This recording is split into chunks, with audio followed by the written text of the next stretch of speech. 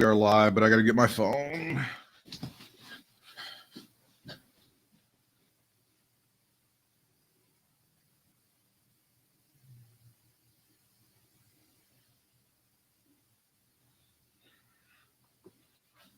And now we are truly back.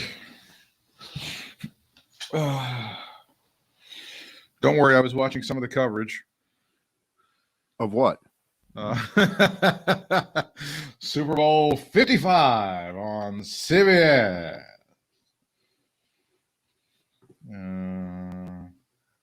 Tell you what, Trump was right.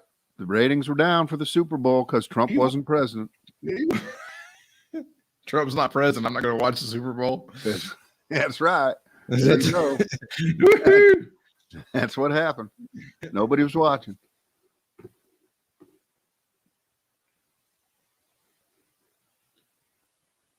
Nobody cared.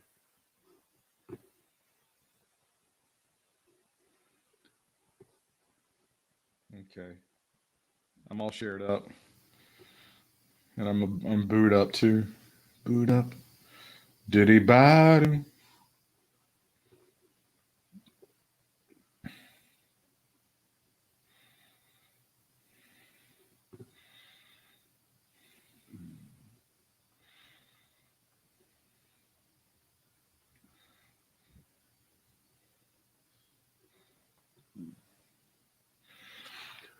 All right. Looking good.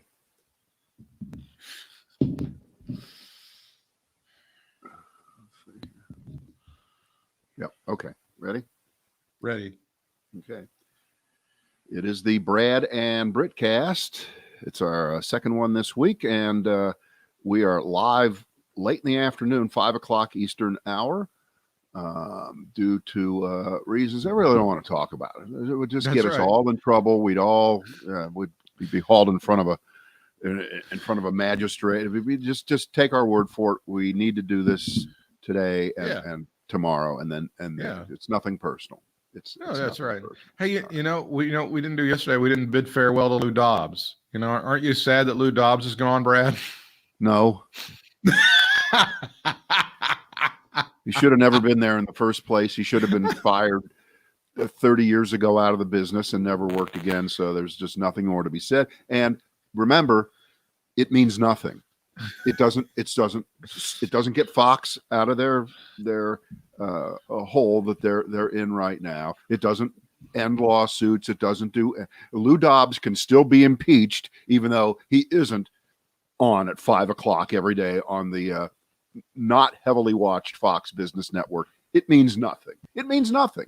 Didn't I see one of the Murdoch kids that they were like signaling that this channel doesn't need to go any further right or something like that? I don't care. I'm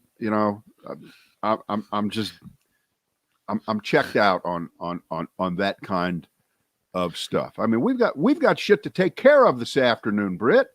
I don't fucking talk about Lou goddamn Dobbs. I don't give a shit about him. We just forgot to salute him, and what a great career that he had before he lost his mind. You know what? You know why we forgot? Because it doesn't matter. It just doesn't matter. Because he's a tool. It really doesn't. You know what's even less important than that? Then they gave fucking Larry Kudlow the 4 o'clock slot on that channel, which no one is going to watch and nobody cares. But we're supposed to give. No, I don't care.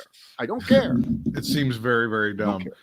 So I did notice, I did flip on all three of the news channels, three of the big ones, and they were all covering, including Fox, the impeachment stuff today. They were the impeachment trial and the opening statements from both sides. Yeah. Again, you know what that means? It means nothing. It doesn't mean anything. It doesn't mean that, suddenly they're fair and bad. It doesn't mean anything. It means nothing. They're only doing the minimal daily adult requirement for vitamins and iron, product 19. Fox, of course they have to carry it. They can't not carry it. All right. So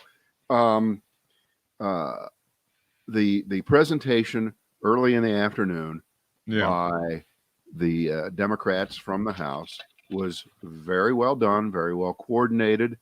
The video was cut beautifully, if you can say that. If it was a frightening video, right? If you don't think that Donald Trump was at all responsible for orchestrating what went on that afternoon, then, you're out of your mind. Yeah. You're a liar. Yeah. You're afraid of Donald Trump's voters who transfer their anger to you if you vote to convict him, as you should. And you're a Republican, and you should roast in hell. And your family should hate you because not everyone in your family believes like you do. No, Daddy's really a good guy, but he just, okay, you should go to hell. Okay, you should go to hell. You should roast in hell. You should. Now, on the later in the afternoon, the guys trying to defend Trump against the indefensible got What did you think of Bruce Castor Jr. from Pennsylvania with his Dick Tracy suit? It's bullshit. It's bullshit, and here's why. Because they're not addressing, because they try to brush aside, well, no one could possibly like what happened the other, no one is for the violence, no one is for.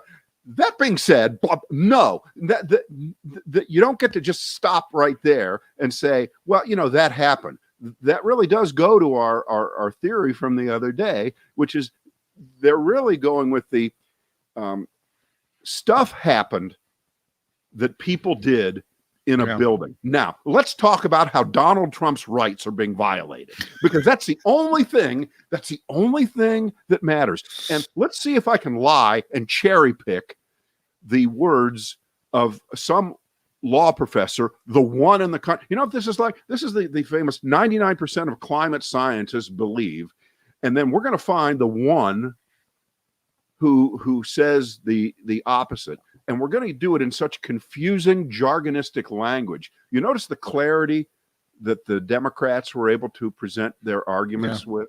They were so matter of fact, because these are the facts. This is what happened.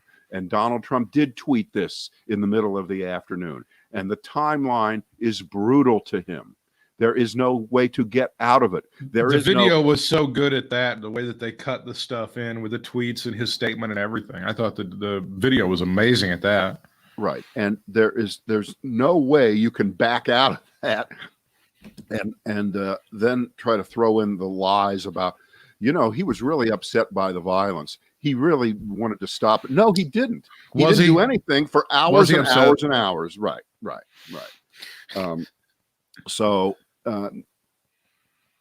Is impeachment a political process more than a classic trial by jury process? If you steal a car, of course it is.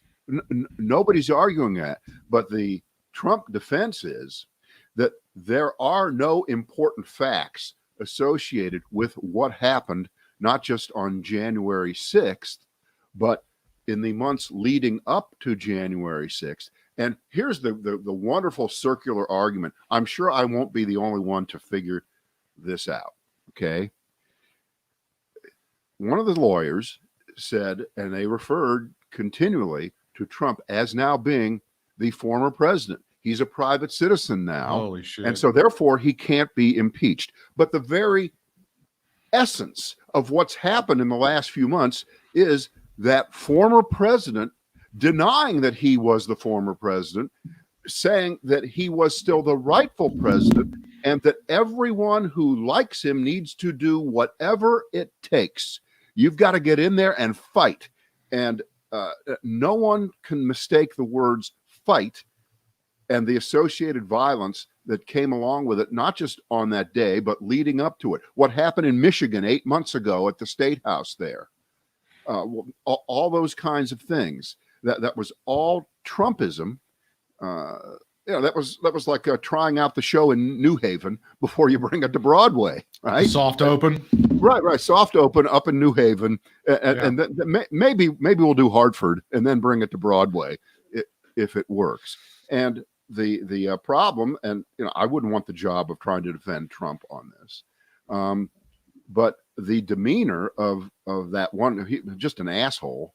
He had the asshole demeanor. That's not helpful, but I guess it doesn't matter because these are senators who are going to say, I don't care what the evidence is. I don't care what happened. It doesn't really matter. All I care is about getting reelected and not primaried by the voters out there who are watching this. It's like a gun to their head, isn't it? Are you saying that the guys who were representing Trump were acting like assholes? You felt they had an asshole demeanor to them?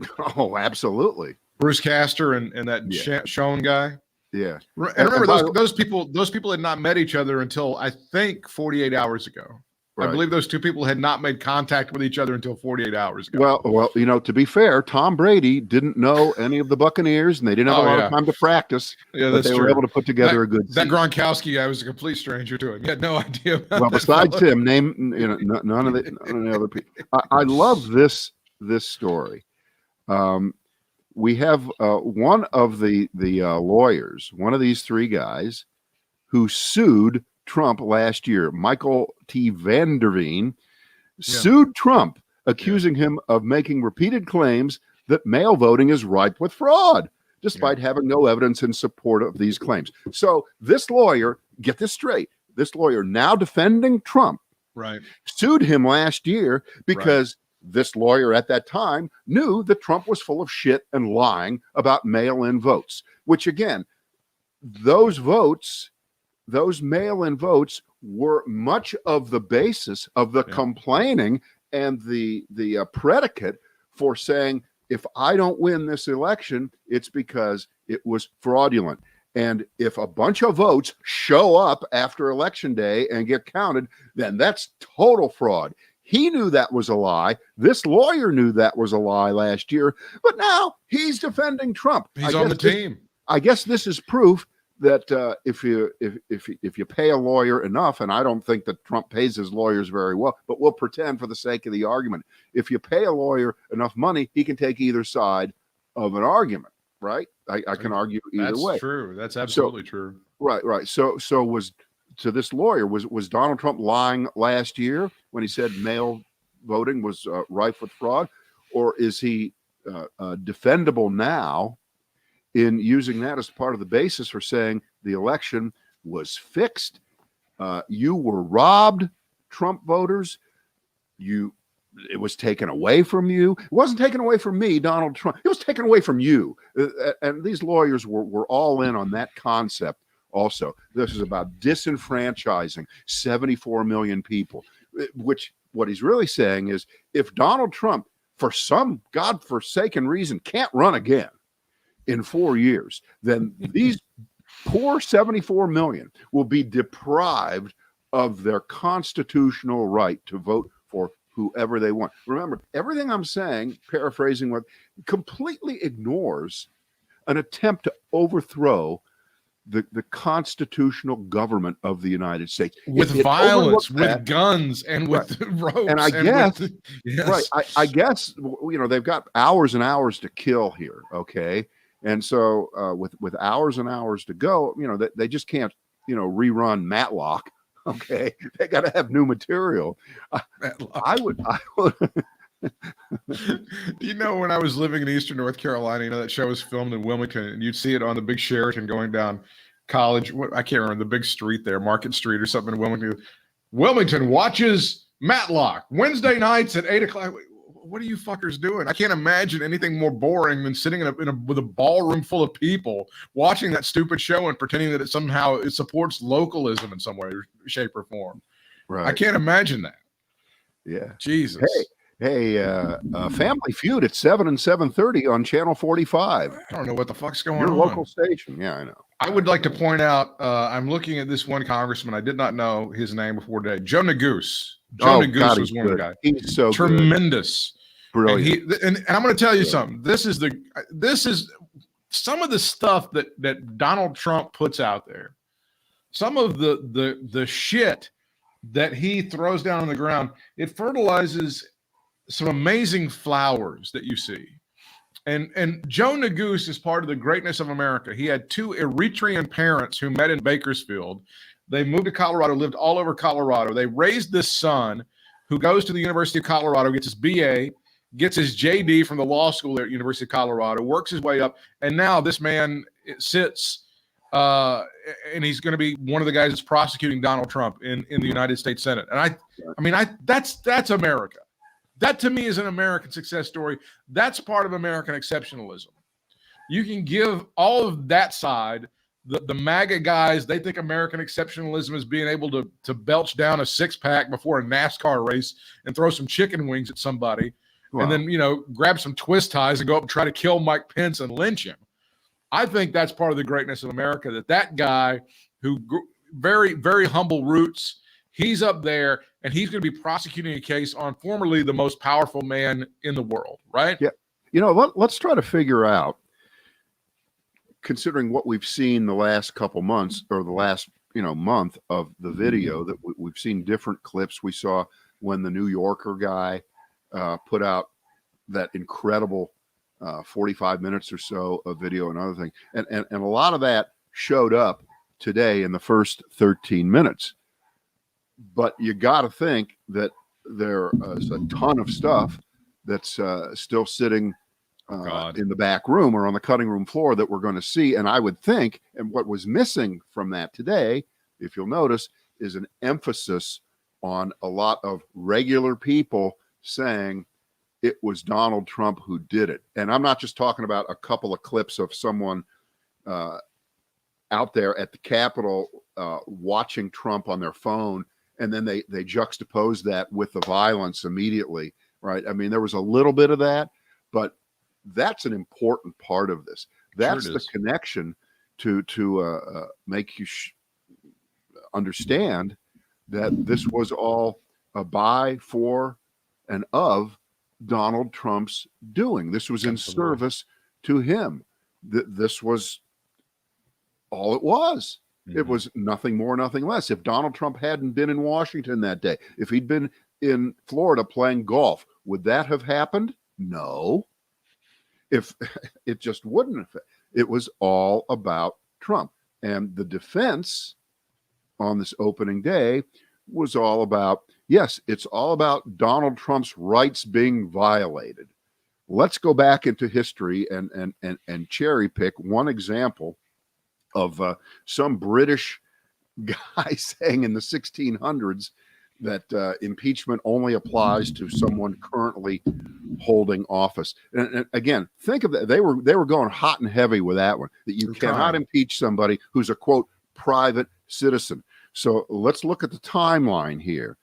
The thing happens on January 6th, right? Trump is going to leave office supposedly on January 20th. That's a 14-day stretch.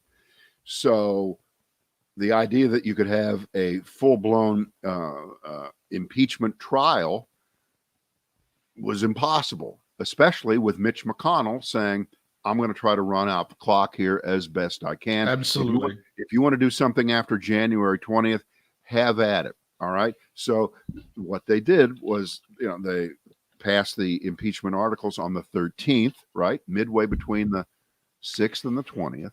And that was with a week left. And it wasn't going to really happen within a week. It was going to spill over. So they made the decision.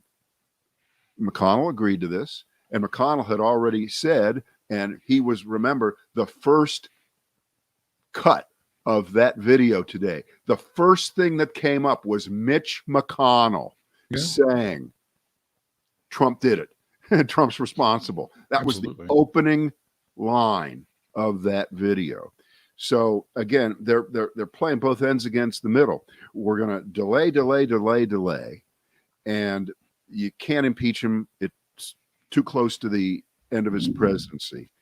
And then say, well, you can impeach him, but it's going to be after he's president. But now that he's not president, we're going to change our minds and say you can't impeach a former president. And that's just not going to stand up. And there are just too many. There's too much legal firepower on the side of saying that there is no way that the founding fathers and can we make a collect call to Antonin Scalia, the originalist, what the Constitution says we have to go by guy, the guy who's given birth on the Antonin Scalia coaching tree to hundreds of federal judges and a couple of the fellow Supreme Court folks. Speaking of people that should roast in hell. So I'm sorry, did I say that out loud? I apologize. But you either go by the idea of originalism all the time, which is what the great Donald Trump does when he appoints Federalist Society appointed judges who adhere to the Constitution. It's not a living, breathing document. It's a fossilized piece of parchment back in the corner there, and nothing can change it except an amendment, which is very, very difficult to do. But everything is right there. Well, right there, it talks about impeachment in a way that makes it very, very clear that when the founding fathers were hashing it out, that they were most afraid of a tyrant. They were most afraid of someone who would use the levers of power to try to maintain power and to cheat and to do whatever it would take to make himself, in effect, a king, which they were trying to get rid of, right? They were trying to get rid of that. And no one could make a serious argument that, and they did a good job of doing this. I don't know if you saw this part of it. The Democrats put up 4 pages of yearly calendars, week by week, and every week it said, "President can be impeached. President can be impeached." They flip the card next year, and then they get to the last 2 weeks of the last year. The president can't be impeached.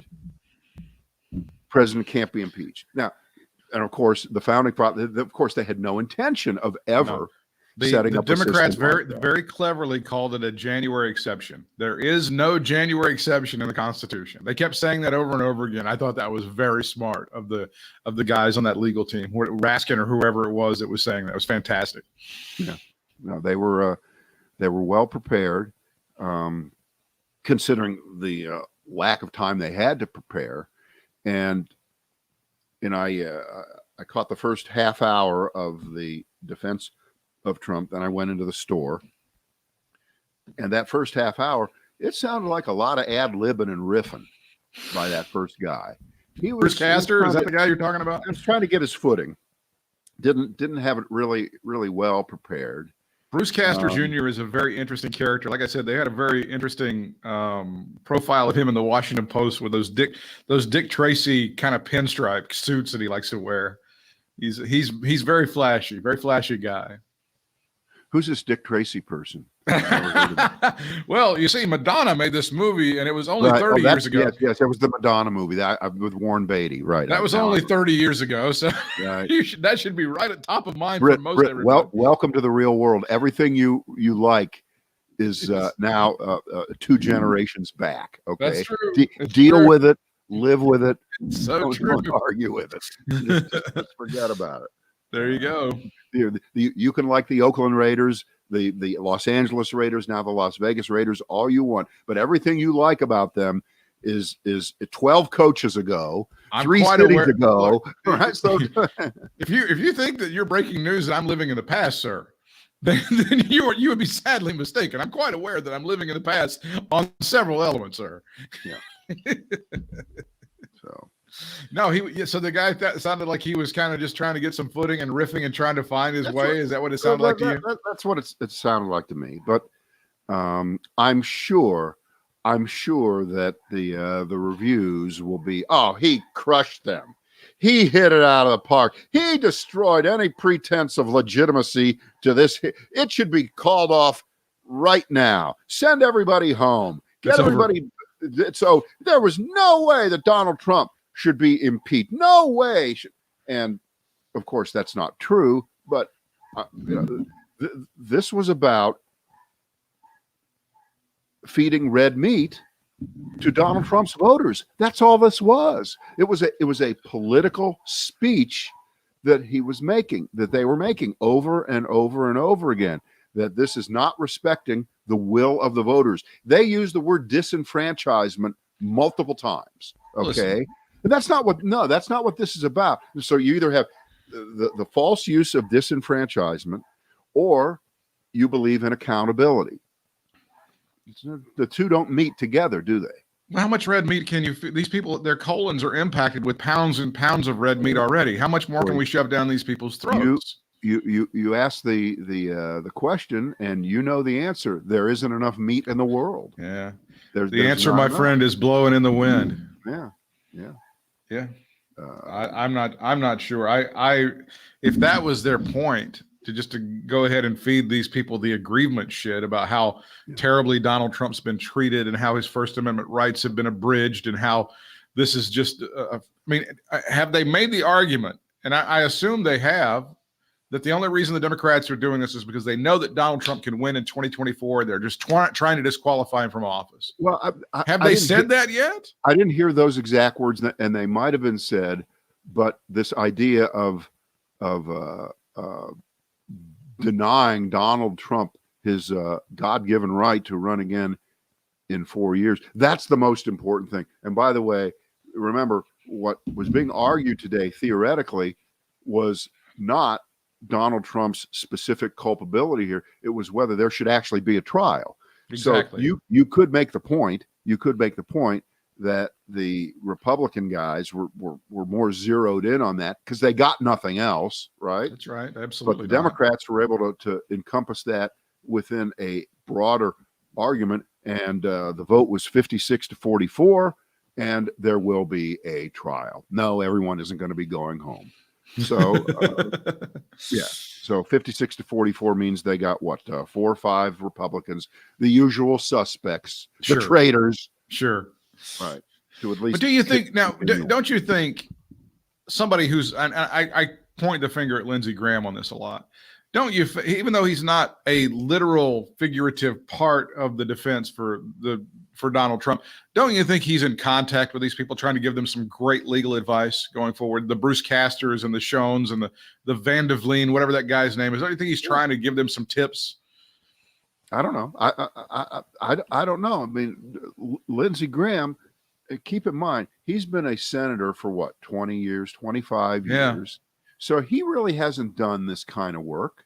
He's not well versed in it any more than the. But he thinks he's the greatest legal expert on earth. I know that. They all think he's a former JAG, and he's a jag off. He's a jag off. Thanks. I'm glad you took as they like to say in Pittsburgh.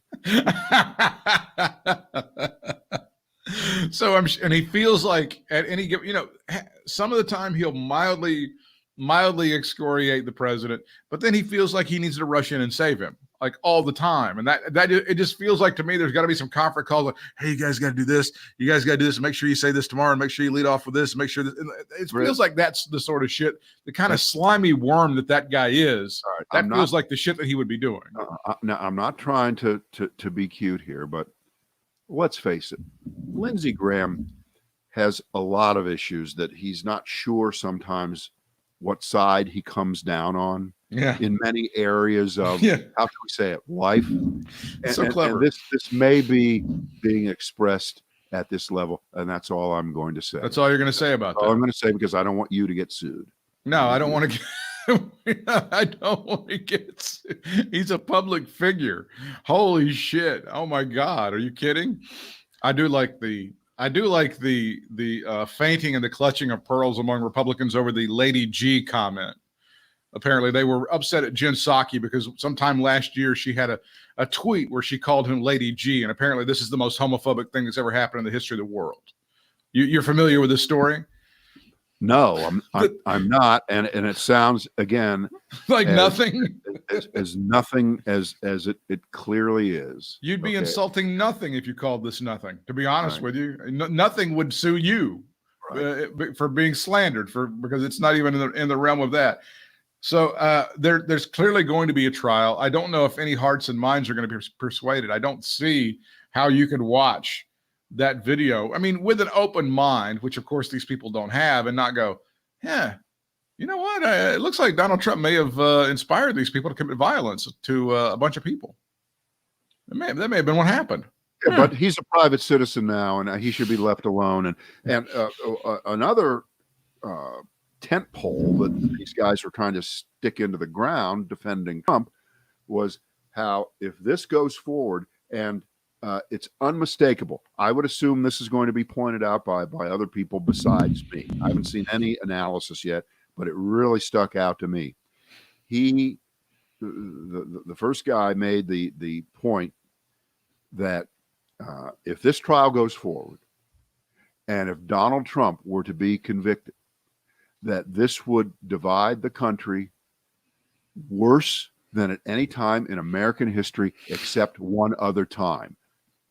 And of course, he didn't say the word civil war, but he was saying that if there's a trial and you find Donald Trump culpable and responsible for incitement to riot and destroy the country and take down the government as per charged in the impeachment articles, if you do that, civil war. So don't do it.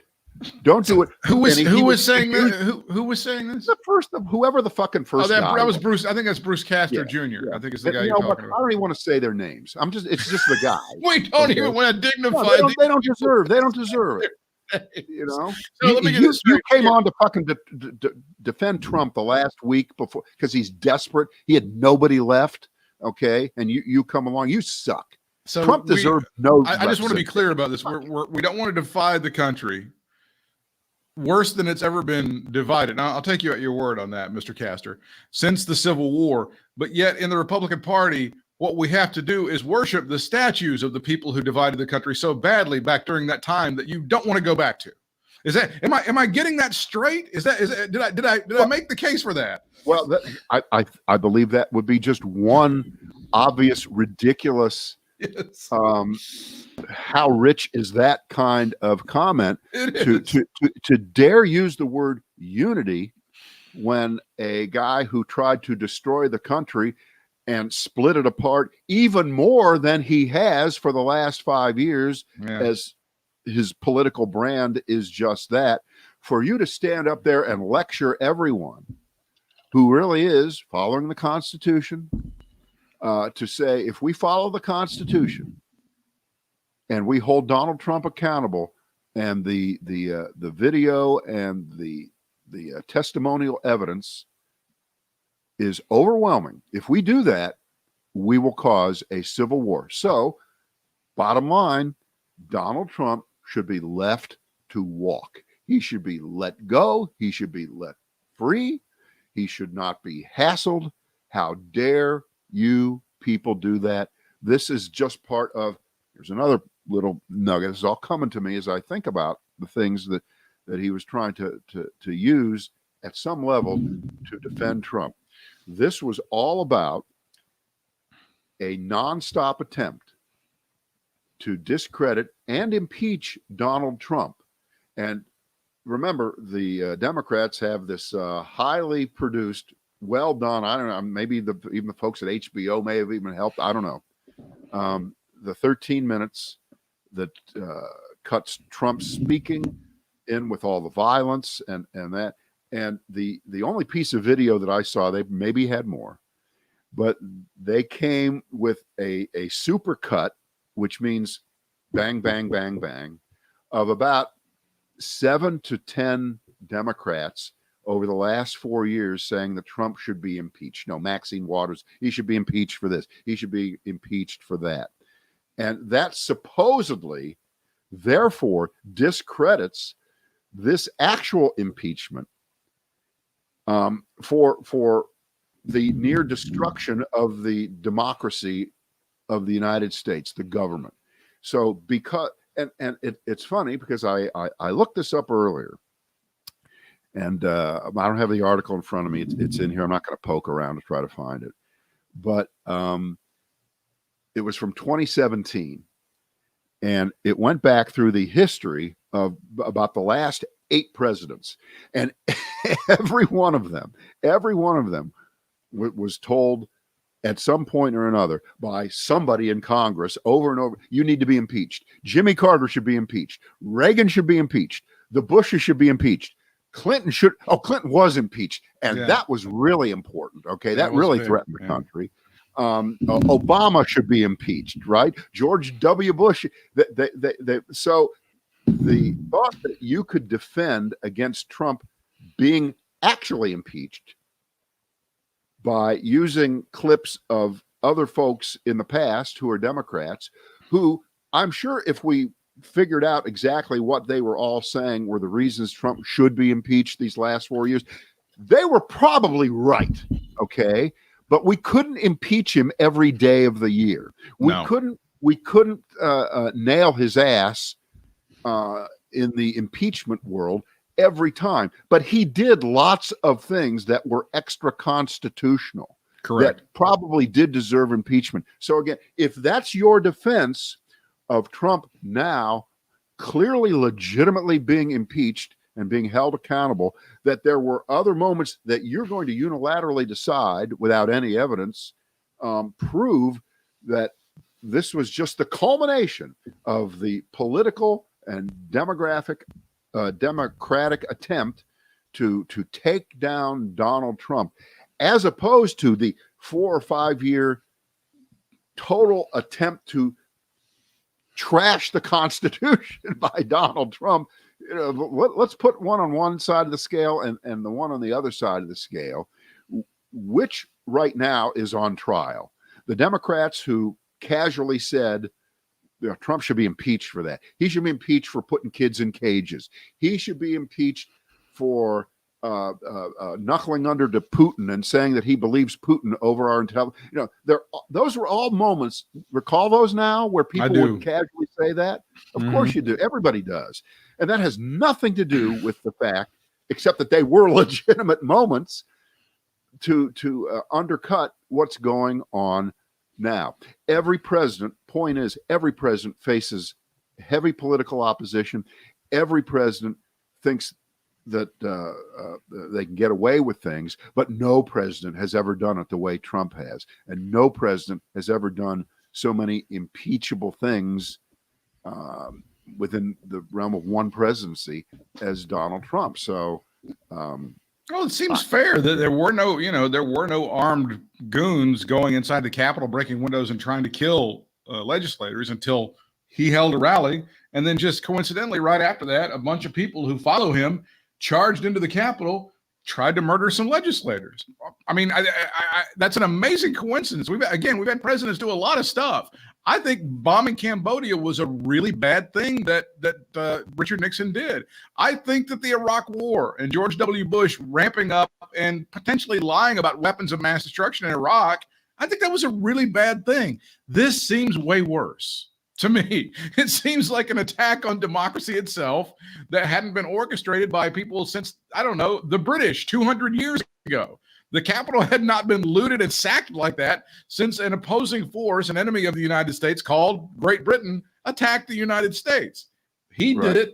There it was. You can look at it and dismiss it if you want to, but that's what happened. Right. And again, I didn't see every minute this afternoon, but if they dare, and you've been reading this the last few weeks, seeing it the last few weeks, if they dare bring up that the real problem is that there wasn't enough police power and there weren't the armed forces protecting the Capitol, so that's why it happened. Okay.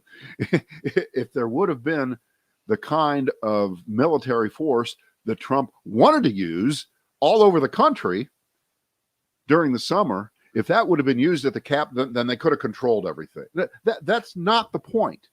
That is not the point at all. But, when you are reaching for straws, I would guess that's another one they're going to try to pull, that it wasn't Donald Trump's fault that this happened. It was the fault of whoever runs the, I guess Nancy Pelosi and Chuck Schumer are in charge of at the kind of a distant level of what goes on with the Capitol Police.